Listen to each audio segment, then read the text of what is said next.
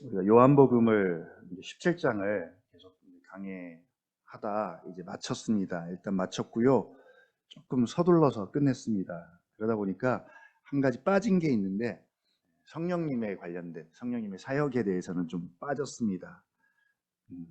원래 거룩하게 되는 것, 성화죠. 성화는 우리 힘과 우리 열심으로 될 수 있는 것이 아닙니다. 전적으로 성령님의 사역입니다. 마치 자동차로 치면 연료와 같은 역할인데 이건 이제 다음에 다루기로 하고요. 수요일 날 하던 빌립보서를 주일 오전 예배로 옮겨 왔습니다. 1, 2장이 끝났고요. 이제 3장과 4장을 다루게 되는데 이 3장과 4장 안에는 우리가 되게 즐겨하고 좋아하는 말씀들로 넘쳐납니다. 그리고 되게 익숙한 말씀들이 많습니다. 그래서 이 3장과 4장을 함께 알아가면서 이 말씀들이 우리 삶에 그대로 좀 적용되고 성취되기를 바라는 마음으로 저도 설교하고요. 여러분도 그렇게 원하면서 이 빌립보서 말씀을 들었으면 좋겠습니다. 먼저 오늘 3장 1절인데 이 1절 안에 빌립보서의 주제가 다시 언급이 되고 있어요. 같이 한번 읽어볼까요? 1절 시작. 끝으로 나의 형제들아 주 안에서 기뻐하라. 너희에게 같은 말을 쓰는 것이 내게는 수고로움이 없고 너희에게는 안전하니라. 예. 우리 4장 4절도 한번 같이 읽어볼까요? 시작. 주 안에서 항상 기뻐하라. 내가 다시 말하노니 기뻐하라. 예. 우리가 잘 아는 것처럼 빌립보서는 기쁨의 서신입니다. 바울은 빌립보 교회 성도들이 누구보다 어떤 상황에서도 어떤 입장과 또 어떤 일이 있든지 어떤 말 못할 사정이 있든지 혹은 얼마나 감당하기 어려운 일이든지 그런 상황과 환경과 상관없이 주 안에서 기뻐할 수 있기를 바라고 있습니다. 심지어 그런 상황과 그런 환경에서 여러분이 기뻐했으면 좋겠습니다. 기뻐할 수 있었으면 좋겠습니다. 라는 권면이 아니라 보통 우리가 권면을 합니다. 권면인데 명령입니다. 주 안에서 기뻐하라 라고 명령합니다. 한술 더 떠서 주 안에서 항상 4장 4절에서는 항상입니다. 항상 everyday 매 순간 기뻐하라 또 강조합니다. 내가 다시 말하노니 기뻐하라 라고 명령하고 있습니다. 기계가 아닌 이상 우리가 자동으로 오토매틱이죠. 세팅이 되지 않는 이상 이게 가능할까요? 여러분 아멘입니까? 바울은 누구보다 빌립보 교회 성도들을 사랑합니다. 너무 사랑합니다. 자신의 안위와 자신의 생명보다 오히려 실제로 그들을 정말 사랑합니다. 늘 마음에 품고 있었습니다. 그래서 형제들아, 형제들아, 형제들아 그렇게 그들을 부릅니다. 형제들아. 그냥 호칭으로서의 형제님, 자매님이 아니라 정말 사랑하는 가족입니다. 피를 나눈 형제입니다. 그냥 피가 아니라 그냥 육신의 피가 아니라 그리스도의 피를 나눈 형제입니다. 지체입니다. 그래서 그들이 정말 누구보다 기쁨과 행복한 삶을 사는 것을 바울은 원합니다. 성경은 한글로 행복이라는 단어를 잘 쓰지 않아요. 근데 세상 사람들은 되게 행복이라는 단어를 굉장히 많이 씁니다. 근데 성경은 행복이라는 단어는 잘 쓰지 않아요. 행복 대신 기쁨, 즐거움, 감사 이런 표현을 쓰는데 이건 행복의 또 다른 표현이기도 합니다. 행복할 때 기쁘고 감사하고 즐겁죠. 바울은 누구보다 빌립보 교회 성도들이 기쁨과 행복함으로 충만해지기를 바라고 있습니다. 그것도 항상요. 항상. 야고보서 1장 2절 말씀 내 형제들아 너희가 여러 가지 시험을 당하거든 온전히 기쁘게 여기라. 이는 너희 믿음의 시련이 인내를 만들어내는 줄 너희가 알미라. 예, 야고보도 마찬가지입니다. 근데 이게 현실적으로 가능하냐라는 것이죠. 명령한다고 기계적으로 이게 되냐는 것이죠. 마음은 그렇게 하고 싶죠. 마음은 순종하고 싶은데 기뻐하면서 행복한 삶을 살고 싶은데 상황이, 환경이, 주변 사람들이 나를 가만히 내버려 두지 않아요. 나만 잘하면 되는 줄 알았는데 나도 잘하기 어렵지만 주변에서 나를 그냥 가만히 내버려 두지 않습니다. 그래서 기뻐하기가 정말 어려워요. 어렵습니다. 한순간도 기뻐하기가 어렵습니다. 그럼에도 불구하고 바울은 묻지도 않고 따지지도 않고 기뻐하라고 그냥 명령합니다. 기뻐하라. 자, 바울은 현실감이 전혀 없는 사람입니까? 바울은 자신의 모든 상황과 환경을 통제하고 바꿔서 기뻐할 수 있는 상황으로 만들 수 있는 그런 능력을 가진 사람일까요? 어느 정도는 맞습니다. 어느 정도는 상황과 환경을 통제합니다. 그러나 그것들을 완전히 바꾸지는 못합니다. 그것을 다스리고 통제할 수 있지만 그 상황을 다 역전시키지는 못합니다. 바울은 누구보다 현실적으로 상황이라는 환경이라는 벽에 갇혀 있는 사람입니다. 그는 지금 감옥에 있습니다. 감옥이라는 상황과 환경에 혹은 별로 좋지 못한 형편, 처지에 놓여 있는 사람입니다. 감옥이라는 상황과 환경만으로 많은 문제들을 만들어낼 수 있습니다.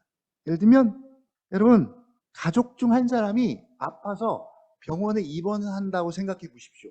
그러면 단순히 입원만 합니까?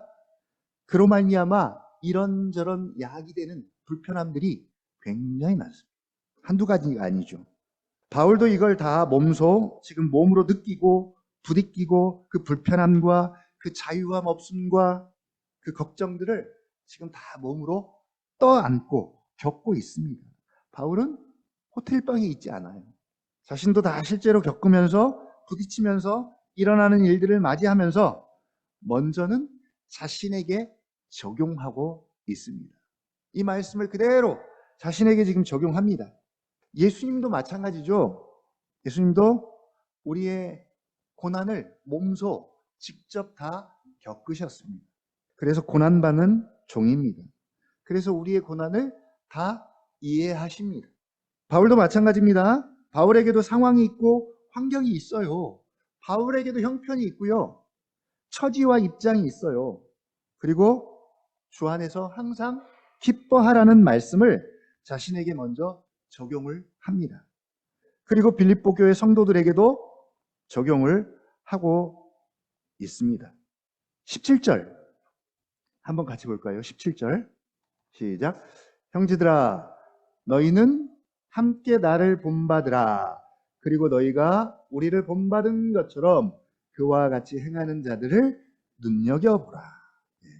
자신이 그런 일 가운데서도 기뻐하는 것처럼 교회도 형제들도 자신처럼 그렇게 기뻐하며 살기를 원하고 있는 것이죠. 조건이라고 한다면 단 하나입니다. 주 안에서 기뻐하라. 주 안에서 항상 기뻐하라. 우리는 이 말씀을 통해서 우리 자신의 입장을 한번 진단해 볼 수 있었으면 좋겠습니다. 내 신앙이 건강한지 않은지, 지금 잘 가고 있는지, 잘 자라고 있는지. 자, 먼저는 주 안에서 기뻐하라고 명령하고 있습니다. 사실은 너무 심플하고 단순합니다. 더 이상 물러설 것도 헷갈릴 것도 없고 그냥 직선적으로 명령하는 거죠. 주 안에서 기뻐하라. 항상 기뻐하라. 근데 우리가 너무 빨리 쉽게 주 안으로 가서 기계적으로 이 문제를 접근하면 사실 기뻐하기는 불가능합니다. 그래서 충분히 이 말씀이 의미하는 바가 무엇인지 한번 살펴볼 필요가 있습니다.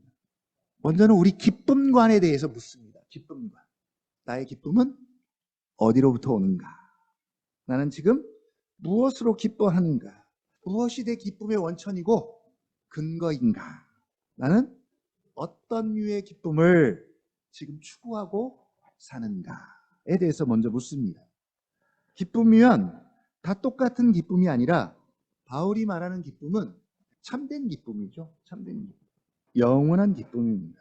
기쁨도 다 같은 기쁨이 아니라 성경이 말하는 기쁨이 있어요. 제가 종종 이제 철로역정 말씀을 드리는데 오늘 또 철로역정으로 한번 가보겠습니다. 허영의 도시, 허영의 도시. 철로역정에서 말하는 허영의 도시. 세상을 허영의 도시로 비유를 했습니다. 허영의 시장으로 한번 가보는데 모든 그리스도인들은 순례자입니다. 천국을 향해 순례의 길을 가고 있습니다. 그리고 반드시 이 허영의 도시, 허영의 시장을 통과해야 합니다. 그런데 이 그리스도인들이 허영의 도시를 지나가면 마치 이 도시가, 이 시장이 무슨 기능을 하냐면 엑스레이 혹은 MRI 기능을 하는 것이죠. 그래서 이 도시를 통과하면 자연스럽게 그 사람 속에 담겨 있는 가치관이나 추구하는 바가 다 드러나게 되어 있습니다. 그의 믿음이 드러납니다. 예를 들면 그리스도인의 기쁨관이 드러나고 밝혀질 거예요. 허영의 도시 사람들은 이 도시에는 원하는 뭐든 다 얻을 수 있고 자신들이 영원한 기쁨을 줄 수 있다. 그리고 그 기쁨을 충분히 만족스럽게 줄 수 있고 그리고 그 도시에서 얻을 수 있다라고 큰 소리를 칩니다. 그런데 실상은 어떤 기쁨이냐면 주로 육체적인 것들이죠. 쾌락적인 것들. 혹은 어떤 것을 소유함으로 인해 생기는 기쁨들. 혹은 어떤 것을 성취함으로 생기는 기쁨들. 혹은 어떤 업적을 이룸으로 생기는 기쁨들입니다. 또 요즘으로 치면 되게 가벼운 기쁨들이 있어요. 가벼운 기쁨. 우리가 가볍게라는 말을 되게 많이 사용해요. 가볍게 합시다. 가볍게 먹읍시다. 오늘 저녁은 어떻게 먹어요? 우리 언영나무교회 점심 식사 어떻게 먹습니까? 지금 가볍게 먹죠? 가볍게. 그리고 뭘 할 때도 우리 가볍게 합시다 라고 말합니다. 즐거움도 가볍게, 기쁨도 가볍게, 심지어 예배도 가볍게 드려요. 마치 뭐가 있냐면 관계도 가볍게. 그래서 관계들이 되게 가벼워졌어요. 깊게 하는 걸 사람들이 별로 싫어해요. 이 가벼운 것들은 마치 인스턴트 같이 말 그대로 일회용입니다. 깊이가 별로 없어요. 깊이가. 금방 왔다 금방 쉽게 사라지는 그런 기쁨들입니다. 얻는 것도 쉽고 편리하지만 사라지면 되게 공허해지고 슬퍼지고 우울해지고 불안해지고 이 허영의 도시로부터 얻을 수 있는 기쁨은 바로 이런 류의 기쁨들입니다. 그러나 그리스도인의 기쁨은 참된 기쁨, 영원한 기쁨입니다. 이건 상황이나 혹은 업적이나 소유나 환경이나 이런 것들과 상관없는 기쁨이죠.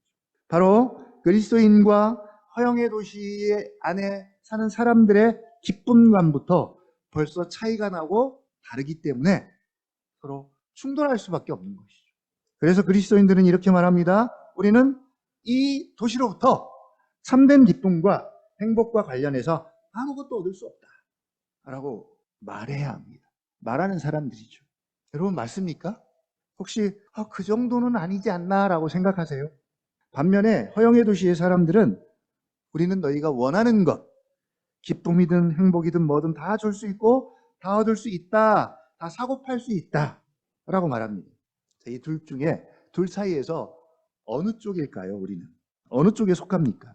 처음에는 크리스찬처럼 영원한 기쁨과 참된 기쁨을 외치며 절대로 이 허영의 도시, 세속 도시에 물들지 않고 올곧게 어떤 고난이 와도 이 도시를 잘 통과하리라 라고 마음을 단단히 먹었는데 시간이 지나면서 점점 우리가 물이 들어갑니다. 대중적인 것은 넓은 길은 항상 우리에게 위험스럽습니다. 보편적이라는 단어가 갖고 있는 위험 중에 하나입니다.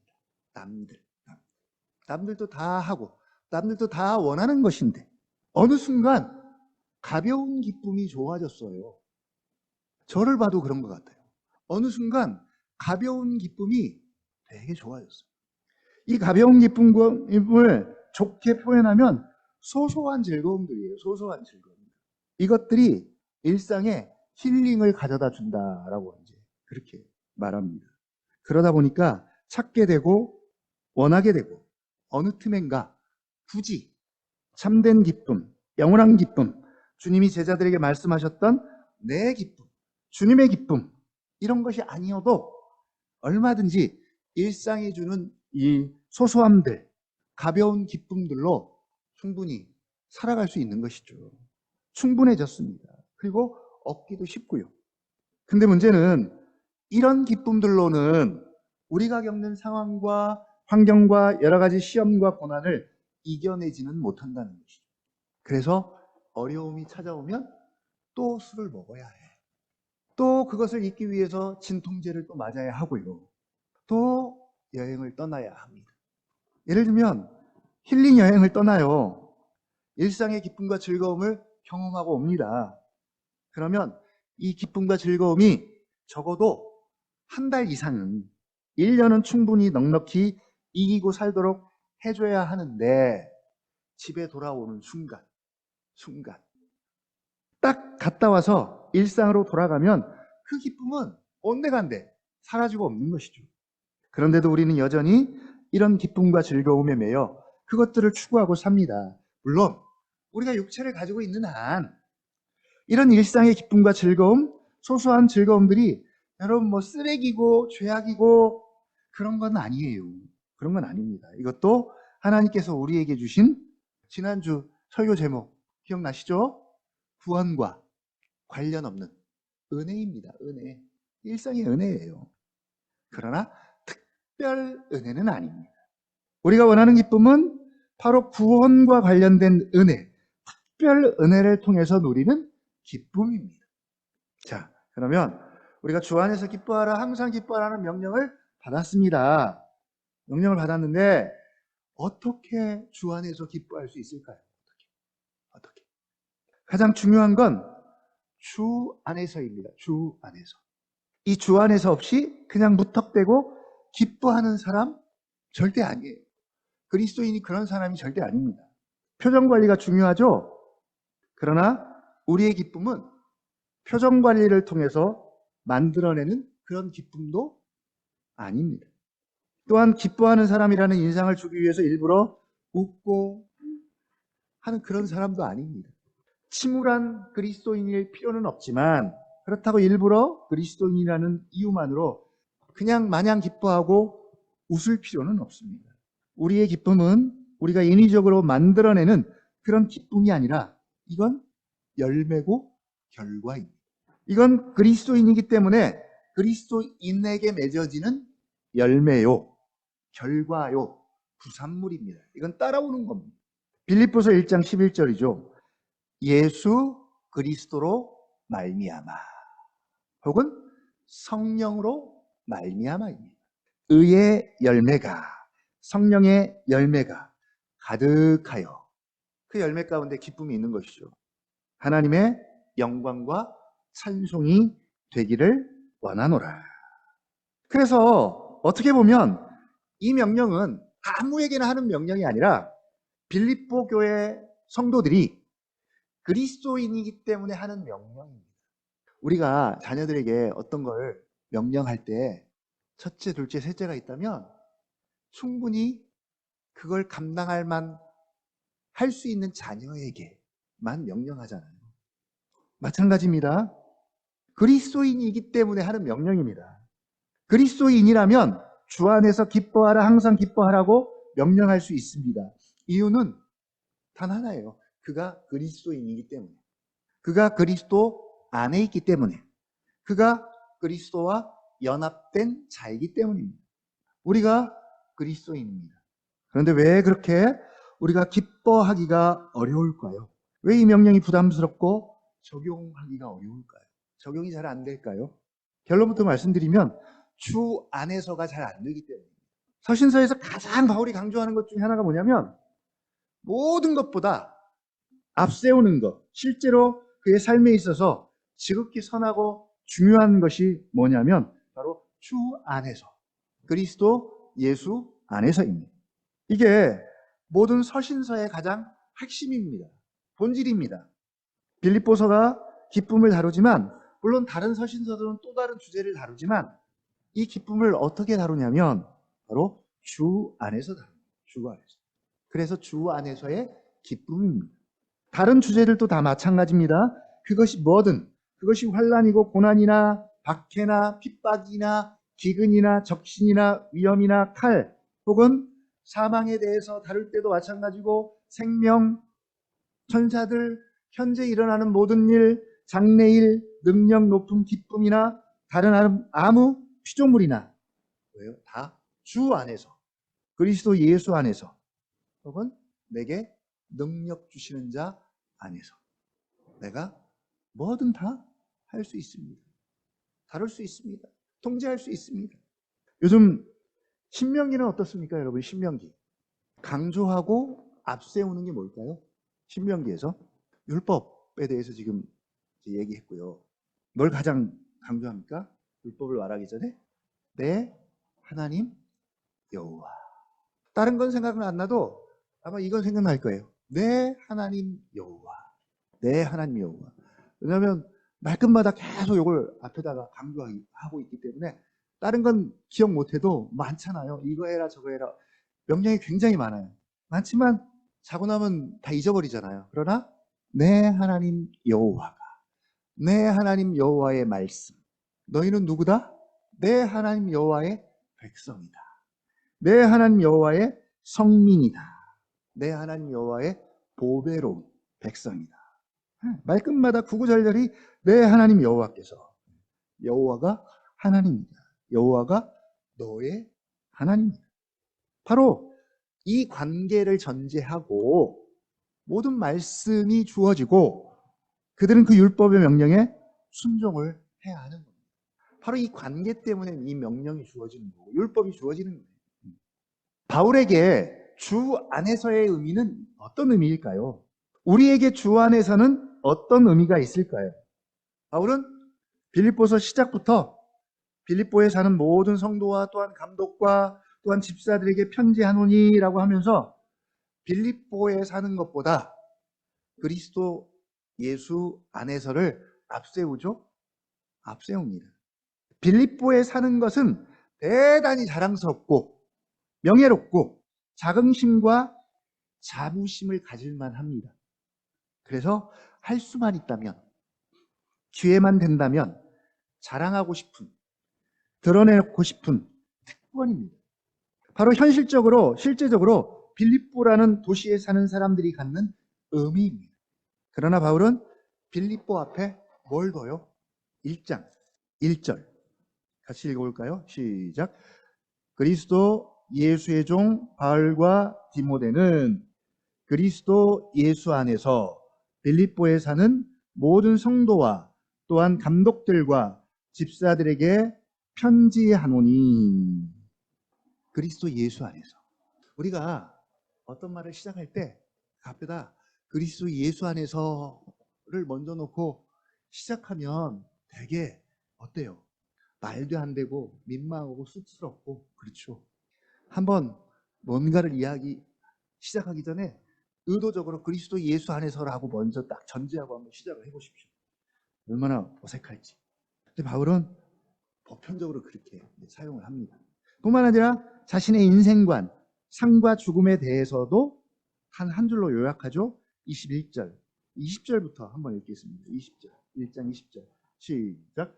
나의 간절한 기대와 소망을 따라 아무 일에든지 부끄러워하지 아니하고 지금도 전과 같이 온전히 담대하여 살든지 죽든지 내 몸에서 그리스도가 존귀하게 되게 하려 하나니 이는 내게 사는 것이 그리스도니 죽는 것도 유익함이라.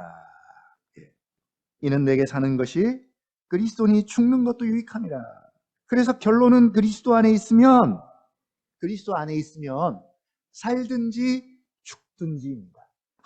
꼭 살아야 돼가 아니라 살든지 죽든지. 지금 현재 내게 사는 것이 그리스도니 심지어 죽는 것도 유익함이라. 죽는 것도 좋다는 말이에요. 좋다는 말이에요. 죽으면 안 돼. 나 지금 죽으면 안 돼가 아니라 죽는 것도 좋다예요. 좋다. 여러분, 죽는 것이 유익합니까? 좋습니까? 죽는 것도 유익합니다. 좋다라고 여러분 할 수 있을까요? 근데 바울이 죽는 것이 좋다라고 말할 때는 그냥 사는 것이 너무 힘들고 막 스트레스 받아서 죽는 것이 좋다가 절대 그런 의미 아닙니다. 왜 죽는 것이 유익하지? 왜 좋지? 라고 궁금해한다면 우리는 아직 그리스도 예수 안에, 주 안에서라는 의미를 충분히 잘 모르고 있다는 증거입니다. 그래서 바울은 그렇게도 틈만 나면 그리스도를 아는 지식을 너희가 좀 알았으면 좋겠다라고 간절히 기도하는 이유입니다.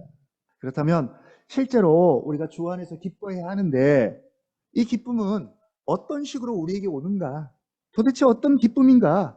뭘 하면 우리가 이 기쁨을 누릴 수 있는가? 어떻게 하라는 이야기인가?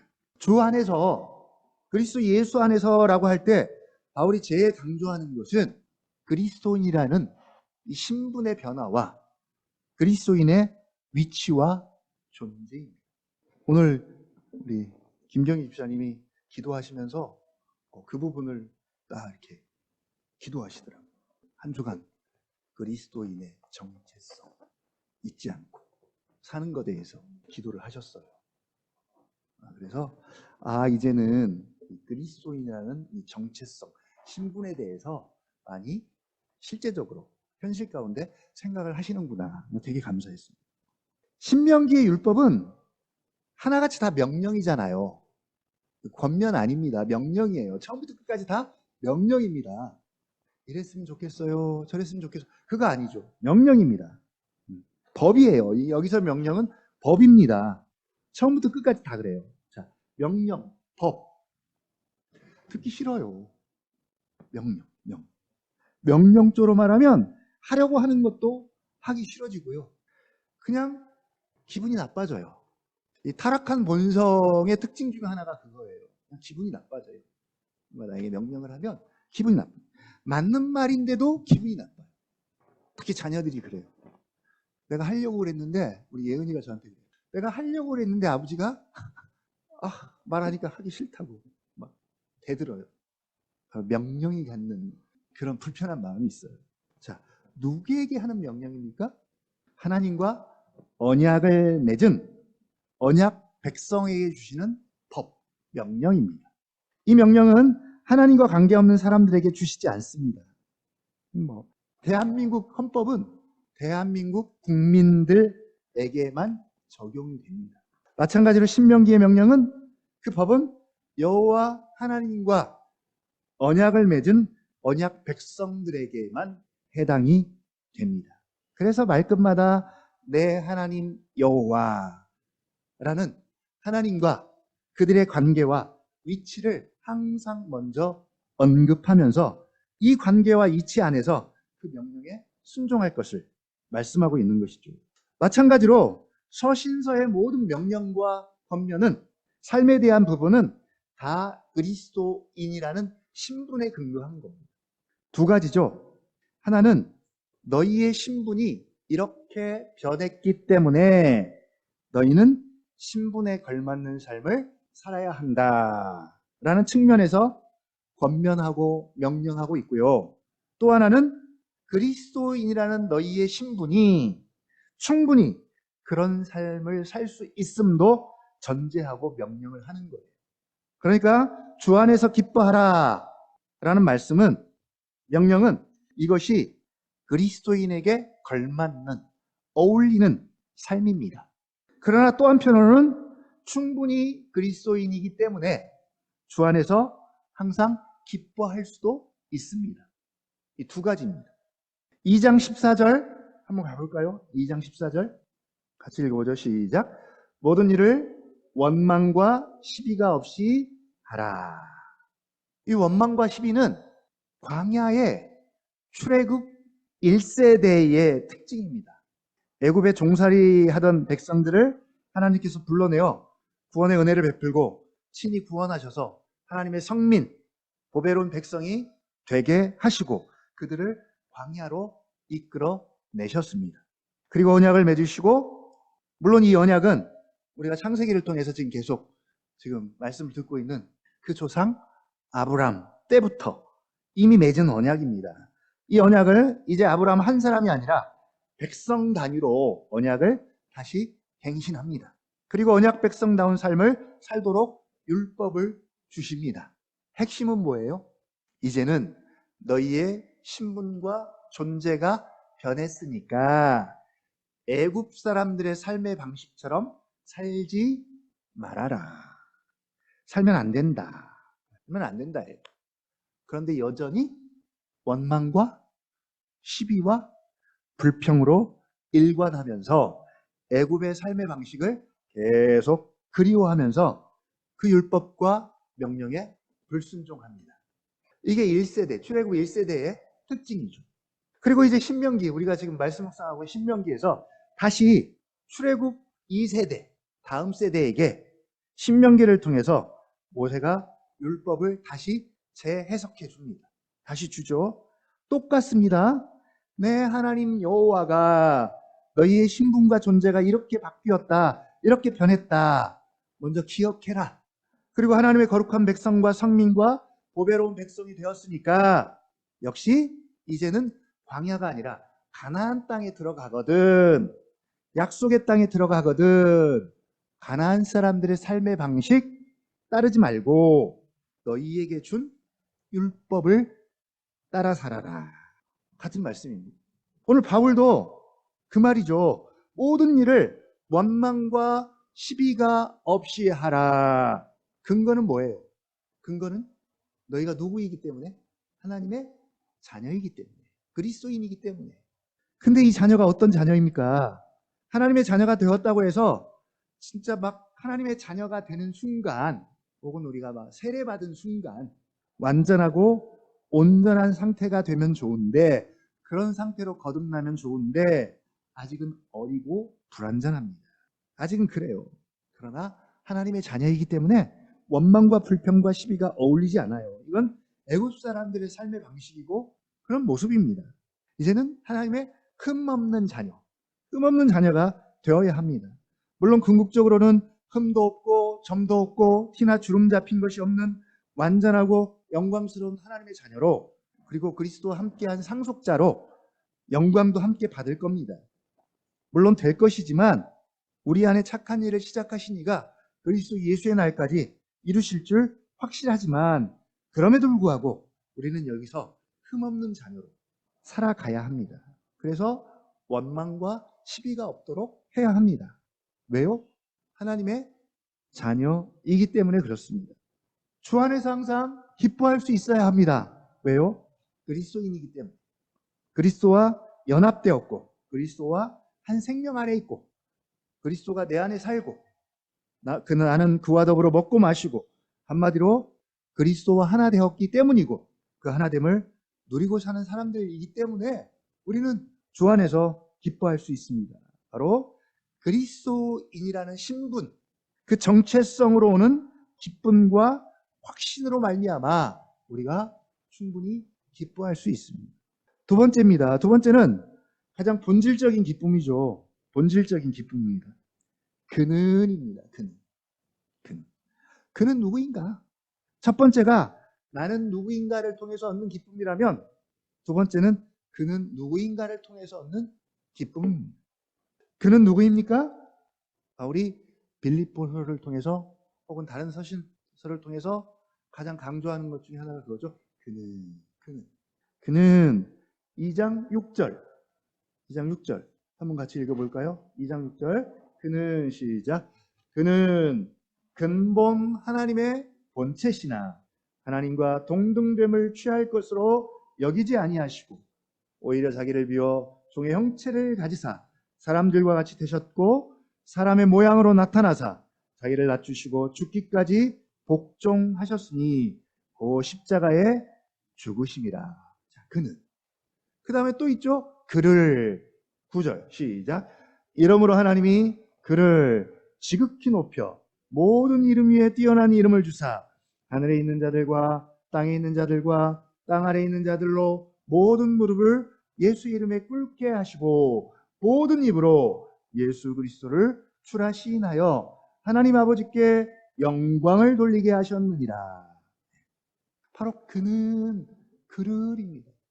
저는 개인적으로 이 빌립보서 말씀 중에서 여러분이 이 말씀을 제일 좋아했으면 좋겠어요. 그 말은 나를 지금 내 상황과 내 입장에서 내가 뭔가를 얻으려고 하는 것이 아니라 정말 순수하게 예수 그리스도를 좋아하고 사랑하고 더 알고 싶어 하는구나. 바로 그는 그를입니다. 바울은 이 그는 그를만 나오면 막 거침이 없어요. 막 흥분을 해요. 흥분이 됩니다. 눈이 동그래가지고 그는만 나오면 막 생기가 돌아요. 막 활력이 넘칩니다. 그리고 할 얘기가 너무 많아요. 이 그는과 그를에 대해서 밤을 새서라도 이야기할 수 있고요. 또 그런 사람들과 교제하는 것을 너무 좋아하고 즐거워해요. 당장 3장 7절부터 원래는 육체를 신뢰하는 할례를 받아야 한다라고 말하는 유대주의자들에 대한 경고를 이야기하는 말씀입니다. 그런데 그런 얘기를 하다가 갑자기 예수 그리스도 이야기가 나오자 멈출 수가 없습니다. 그래서 막 한 호흡에 16절까지 단숨에 달려갔어요. 이게 그리스도인의 특징이어야 합니다. 무슨 이야기를 가장 많이 하고 뭐에 가장 관심을 많이 두어야 할까요? 바로 그는, 그를. 사도신경에도 똑같은 패턴으로 기록을 하고 있어요. 사도신경 오늘 암송했는데 뭐라 그래요? 이는, 자 여기는 이는이라고 표현했습니다. 이는. 그는, 그를, 사도신경은 이는. 교회가 생긴 이유이고 목적이기도 합니다. 바로 예수 그리스도입니다. 대한예수교 장로회. 예수가 우리 교회의 목적이요 목표입니다. 누구에게 가장 집중하고 무슨 이야기를 가장 많이 해야 하냐면 예수. 그는, 그를, 이는. 근데 현실은 예수 이야기가 가장 인기가 없는 것 같아요. 예수님 이야기하면 하품 나오려고 그러고요. 사람들의 눈이 점점 감겨지는 것 같아요. 다른 이야기를 해야 즐거워합니다. 당장 목장 모임 가서 무슨 이야기 하실 거예요? 이러면 또 아무 이야기 안 할지도 모르는데 여러분 하세요. 하시되 늘 기억해야 할 것은 예수 중심으로 모여지고 예수에 대한 관심으로 우리가 모아져 가야 하는 거죠. 점점.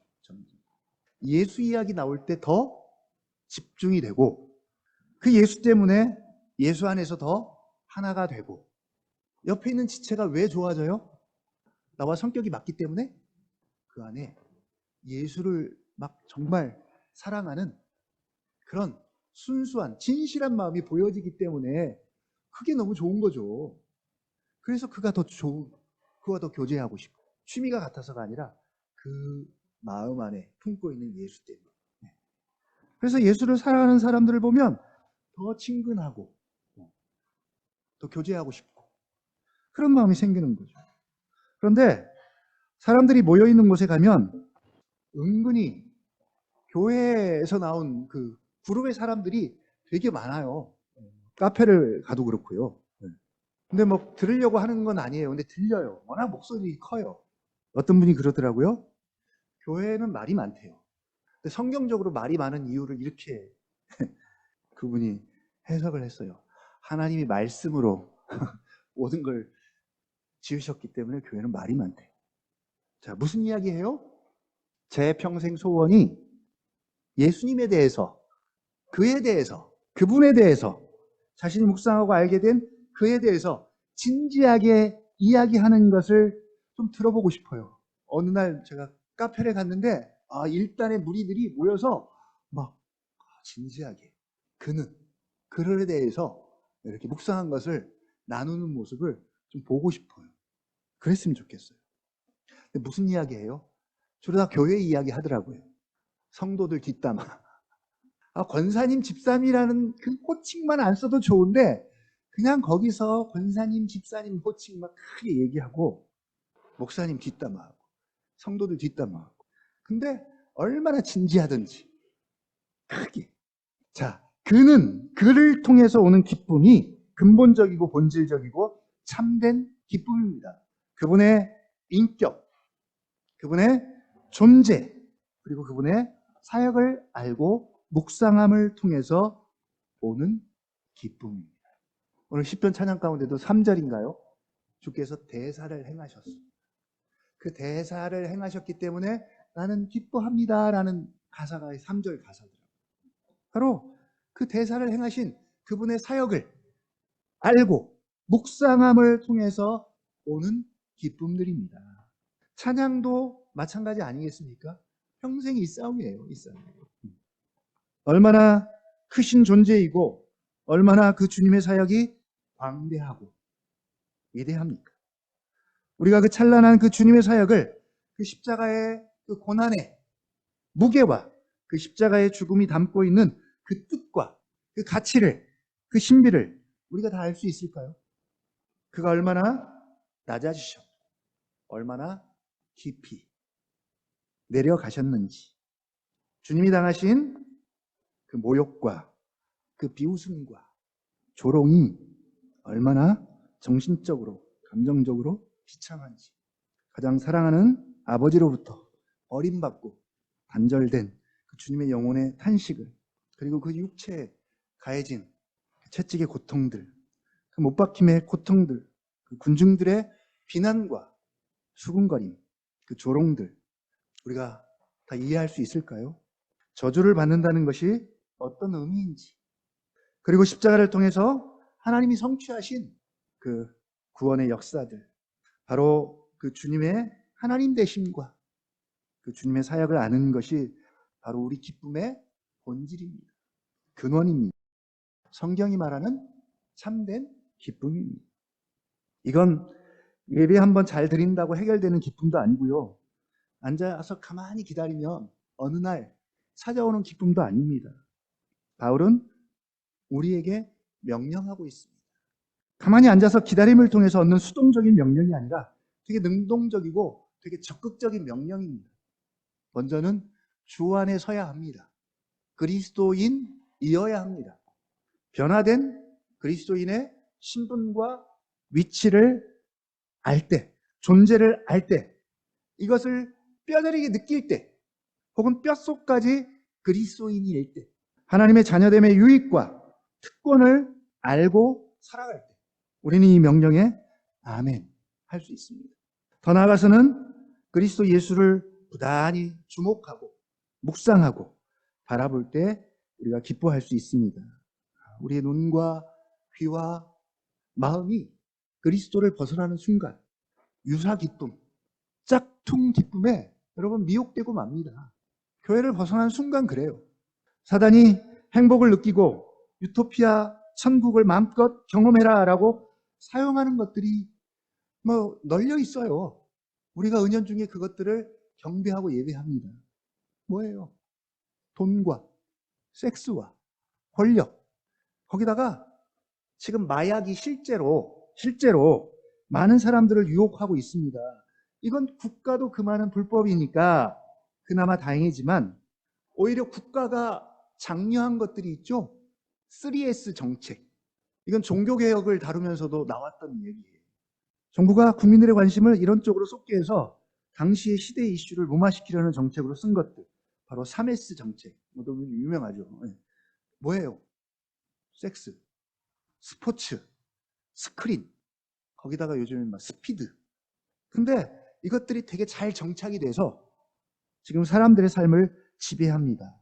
거기다가 요즘 또 하나 S를 들고 나온 사람들이 있어요. 피부과, 피부과, 스킨. 피부과에서 여기 3S에다가 하나를 더 붙였어요. 스킨. 피부가 주는 기쁨이 있죠, 우리 여성분들. 피부. 즐거움이 있어요. 반대로 피부가 주는 스트레스가 장난이 아니에요. 우리 여성분들. 남성들도 마찬가지고요. 저도 요즘 저희 집안 내력이 검버섯이 되게 심해요. 아버지도 그렇고 어머니도 그렇고. 근데 저희 자녀들에게 똑같이 다 유전이 됐어요. 그래서 저도 피해갈 수가 없어요. 저도 3년 전에 다 깨끗하게 했는데 3년 지나니까 다시 다 올라와가지고요. 관리를 빨리 받아야 합니다. 그러나 뭐예요? 근본적인 참된 기쁨은 아니에요. 아닙니다. 주 안에서, 그리스도 예수 안에서입니다. 오늘 말씀처럼 너희에게 같은 말을 쓰는 것이 내게는 수고로움이 없고 너희에게는 안전하니라. 같은 말을 반복하면 듣는 입장에서는 또 라고 할 수 있지만 이것보다 더 안전하고 확실한 건 없습니다. 예수 말고, 예수 그리스도 말고 새로운 것, 참된 기쁨을 줄 수 있는 것 여러분 있습니까? 없습니다. 자, 다 아는 이야기예요. 그리고 우리가 다 인정합니다. 그러나 딱 여기까지입니다. 딱. 순간 방심하고 우리의 마음과 생각과 눈과 귀를 예수 그리스도에게 집중하지 못하면, 벗어나면 영락 없습니다. 길을 잃어버리죠. 길을 잃어버리는 순간 누가 기다릴까요? 사단은 절대 우리를 가만히 내버려 두지 않습니다. 주 안에서 항상 기뻐할 수 있는 여러분이 되기를 주님의 이름으로, 이제는 권면이 아닙니다. 그건 명령입니다. 명령입니다. 명령합니다. 오늘은 우리의 삶이 여러 가지 기뻐할 수 없는 상황과 환경에 대해서 이야기하지 않습니다. 오늘은 그 이야기 하지 않아요. 이 말씀을 받은 빌립보 교회 전체도 혹은 개인도 기뻐할 수 없는 만 가지 이유와 상황이 있어요, 여러분. 분명히 존재합니다. 아마 목장 모임에서 그 상황들, 내가 왜 기뻐할 수 없는지, 그 상황들, 그 환경들 이야기하지 않겠어요? 빌립보 교회도 그런 상황들이 존재합니다. 그리고 실제로 2절부터 기뻐할 수 없는 상황을 다루게 될 겁니다. 그러나 뭐예요? 주 안에서 항상 기뻐하라입니다. 내가 다시 말하노니 기뻐하라. 이 말씀이, 명령이 우리 언약나무 교회에도, 우리 삶에도 그대로 적용되는 살아있는 하나님의 말씀이 되기를 주님의 이름으로 부탁을 드리고 권면합니다.